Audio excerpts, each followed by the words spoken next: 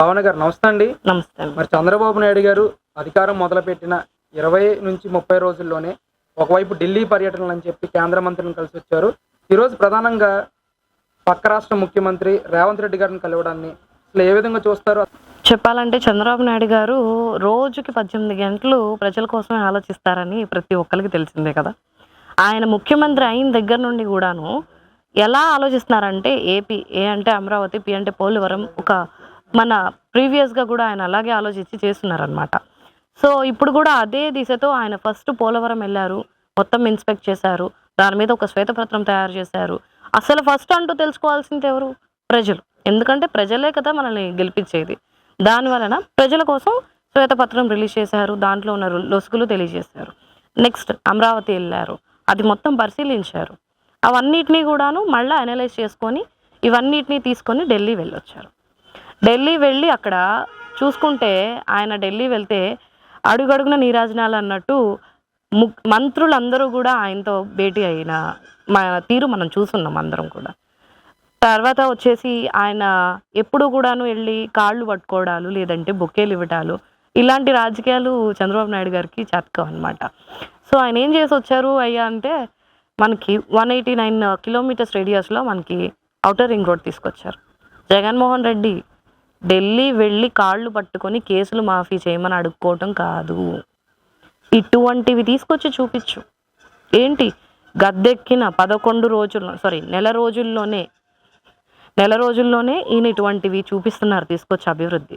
రానున్న రోజుల్లో ఏపీ ఎంత అభివృద్ధి బాటలో నడవబోతుందో ప్రజలకి బాగా కనిపిస్తుంది. ఇప్పుడు నువ్వు బయటకు వచ్చి ఎంత మొరపెట్టుకున్నా కూడా ఎవరు నమ్మే ప్రసక్తిలో లేరు. దయచేసి ప్రజలకి ఎంత దూరంగా ఉండాలి, మీడియాకి ఎంత దూరంగా ఉండాలి అంత దూరంగా ఉండు, బాగుపడతావు. అర్థమవుతుందా? ఇప్పుడు హైదరాబాద్ వెళ్ళారని చూసుకుంటే మనకి ఒక 10 years అయిపోయింది. ఉమ్మడి రాజధాని విడిపోయి విభజన అయ్యి 10 years అవుతుంది. తోడు దొంగల్లాగా అబ్బా కొడుకులు అక్కడ కేటీఆర్ గారు, ఇక్కడ ఉన్న ఈ పులికేసి జగన్మోహన్ రెడ్డి, వీళ్ళు ముగ్గురు కలిసి రాష్ట్రాలు రెండింటిని ఎంత భ్రష్టు పట్టించాలో అంత భ్రష్టు పట్టించారు. అందుకే అతనికి అక్కడ కూర్చోబెట్టారు జనాలు, ఇట్లాగా ఇక్కడ ఇతన్ని కూడా బాగా కూర్చోబెట్టారనమాట. సో రానున్న రోజుల్లో ఇరు రాష్ట్రాలకి కూడాను ఎటువంటి అభివృద్ధి చేసుకోవాలి, విభజన హామీలు ఉన్నాయి కదా, అవన్నీ ఎట్లా భర్తీ చేసుకోవాలి అనేది దాని మీద మీటింగ్ పెట్టుకోవడానికి ఇవాళ రేవంత్ రెడ్డి గారితో మీట్ అవడానికి వెళ్ళారు బాబు గారు. తప్పకుండా ఇరు రాష్ట్రాలకి కూడాను ఎటువంటి ఇబ్బందులు లేకుండా చేస్తారని ఇద్దరి మీద అంత నమ్మకంతో ఉన్నాం. అంటే ముఖ్యంగా ఒక వార్త అయితే వైరల్ అవుతూ ఉంది. 104 కేంద్ర సంస్థలు ఈరోజు ఏపీకి రాబోతూ ఉన్నాయి. జంగిల్ క్లియరెన్స్ అయిన తర్వాత అమరావతిలో వాటి నిర్మాణాలు కూడా చేపడతారనే వార్త పూర్తి స్థాయిలో వైరల్ అవుతూ ఉంది. నిజంగా ఈ కేంద్ర సంస్థలు మన రాష్ట్రానికి వచ్చి ఈ బిల్డింగ్లుగా నిర్మాణాలు చేపడితే రాష్ట్ర పరిస్థితి ఏ విధంగా ఉంటుందంటారు? అసలు పురోగతి మళ్ళీ స్టార్ట్ అవుతుంది అంటారా? ఖచ్చితంగా కదండి. ఇప్పటి వరకు కూడాను మన దగ్గర ఎంతమంది నిరుద్యోగులు ఉన్నారు? చాలామంది దేనివల్ల ఉన్నారు?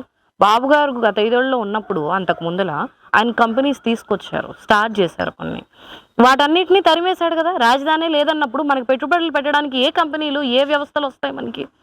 మన ప్రజలందరూ కూడా ఏమైపోయారు? ఉద్యోగాలు లేక పక్క రాష్ట్రాలకి వెళ్ళిపోతున్నారు అనమాట. పక్క రాష్ట్రాలకు వెళ్ళి చేసుకునే పరిస్థితి ఏది? సగం వచ్చి చాలని జీతంతో. అసలు ఇంజనీరింగ్ చదివిన విద్యార్థిని కూడా 5,000 రూపాయలు దానికోసం వాలంటీర్ని చేస్తాడు, 5,000 జీతం తీసుకునేలా చేస్తాడు.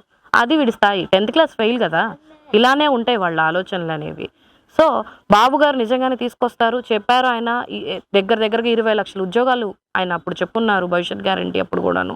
ఖచ్చితంగా ఇవన్నీ భర్తీ అవ్వాలంటే మనకి ఇంకా వ్యవస్థలు రావాలి, కంపెనీలు రావాలి, ప్రతి ఒక్కరికి కూడా ఉపాధి కలగాలి. మన ఏపీలో రొటేషన్ అనేది జరగాలి. రొటేషన్ 1 by 1 జరుగుతూ ఉంటే ప్రతి ఒక్కటి కూడాను ప్రజల మీద ఒత్తిడి పడకుండా, తినే దగ్గర నుండి కూడా, తినే వస్తువుల గురించి, నిత్యావసర సరుకుల దగ్గర నుంచి కూడా ప్రతి దాని మీద కూడా ఏ బర్డన్ పడకుండా జరుగుతుంటుందన్నమాట. సో ఖచ్చితంగా వస్తాయండి. బాబు గారు చెప్పారు, ఖచ్చితంగా చేసి తీరుతారు. ఇప్పటికే మీకు వచ్చి ఉండాలి. ఆ నమ్మకం కూడా జనాలకి చాలా బాగా వచ్చేసింది. 7,000 రూపాయలు, 1,000 రూపాయలు పెన్షన్ ఇవ్వడానికి 5 ఏళ్ళు పట్టింది జగన్కి. మరి ఆయన పెంచిన 1,000 రూపాయలు 4,000 రూపాయలు చేశారు పెన్షన్. దానికి తోడు 3,000 రూపాయలు ఏది ఏప్రిల్ నుంచి శాంక్షన్ చేస్తా అన్నాం కదా, అక్కడ మిగిలిన 1,000 3,000 రూపాయలు కలిపి 7,000 రూపాయలు పెన్షన్. అది కూడా మొదటి రోజులోనే, ఆ ఒక్క రోజులోనే 96% అది కూడా అధికారులు వెళ్ళి అని కార్యకర్తలు వెళ్ళి కానీ చేసి ఇలా చూపించారు. ఇట్లా జస్ట్ ఇట్లా అన్నమాట. జగన్మోహన్ రెడ్డి బటన్ నొక్కితే ఇలా అనుకోమాక, ఇది కష్టం అంటే ఇది. ప్రజల శ్రేయస్సు కోరే మనిషి తలుచుకుంటే ప్రజల కోసం ఎంత చేయగలడు, తన కార్యకర్తలు కూడా ఆ నాయకుడి కోసం ఎంత చేయగలరు అనేది చూపించారు. ఇది ఇలా చేసి చూపించడం అంటే బటన్ నొక్కే రాజకీయాలు కాదు ఇవి.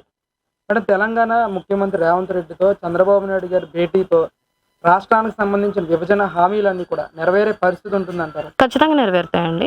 ఎందుకంటే అటు చూసుకుంటే కేసీఆర్ గారు, కేటీఆర్ గారు ఉన్నప్పుడు కూడా మనకి వ్యతిరేకంగానే, ఇప్పుడు బాబు గారు సీఎంగా ఉన్నప్పుడు కూడాను మనకి వ్యతిరేకతగానే పనిచేశారు వాళ్ళు, ఎంత విభజించిన తర్వాత కూడా. కానీ జగన్మోహన్ రెడ్డికి అనుకూలంగా పనిచేశారు కాబట్టే జగన్మోహన్ రెడ్డి మీద ఉన్న కేసులు కూడా పాపం వాళ్ళు అక్కడ ఓపెన్ చేయించలేకపోయారు. రేవంత్ రెడ్డి గారు ఎప్పుడైతే వచ్చారో అప్పటి నుంచి జగన్మోహన్ రెడ్డికి వెన్నులో వణుకు స్టార్ట్ అయిపోయింది. సో అట్లా చూసుకుంటే అబ్బా కొడుకులు ఎదురు కూడా వెన్నులో వణుకు స్టార్ట్ అయింది. వాళ్ళు చేసిన అక్రమాలు కూడా బయటికి తీస్తున్నారు. రేవంత్ రెడ్డి గారు కూడా ఖచ్చితంగా ప్రజల శ్రేయస్సు కోరుకునే మనిషి కాబట్టి, మన చంద్రబాబు నాయుడు గారు అడుగుజాడల్లో ఒకప్పుడు నడిచిన వ్యక్తి కూడా కాబట్టి, ఇవాళ తోటి సీఎం కాబట్టి ఇద్దరూ కలిసి ఇరు రాష్ట్రాల భవిష్యత్తుని అభివృద్ధి బాటలో నడిపిస్తారు. ఇచ్చిన హామీలు, విభజన హామీలు ఏవైతే ఉన్నాయో ప్రతివీ కూడా నెరవేరుస్తారన్న నమ్మకం, భరోసా ప్రజలకు ఇచ్చారు.